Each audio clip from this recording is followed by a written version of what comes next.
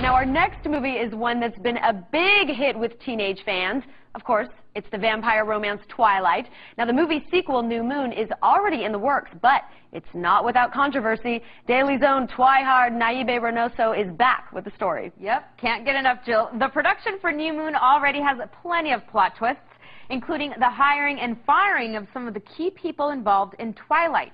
And this has the real diehard Twi fans expressing some pretty strong opinions in this story you'll see only on Dailies. Earning almost $70 million in its opening weekend, Twilight was a box office success. A few days later, Summit Entertainment announced they would make the sequel, New Moon.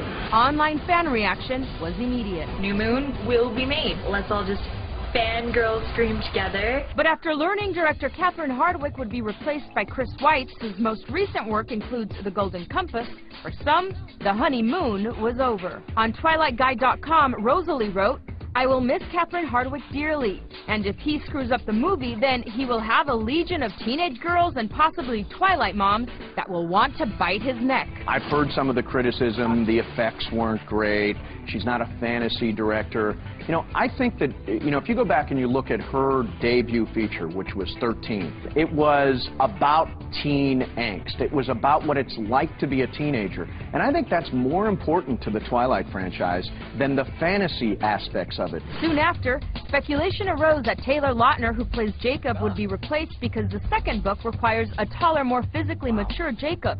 Actor Michael Copon, seen here, was rumored to take on the role. Members of Team Jacob came to his defense. On our own ReelsChannel.com New Moon comment page, Taylor is the best wrote, "OMG, they better not replace Taylor Lautner. He's the best Jacob they could find." A Facebook page was created named People Against Michael Copon for trying to replace Taylor Lautner, which contains comments like Marissa's.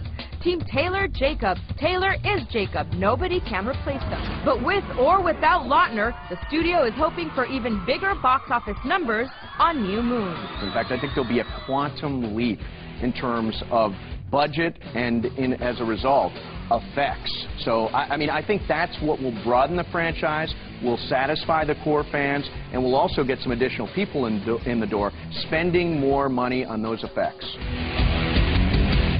Production on New Moon starts in just a few weeks, and it's set to open in November.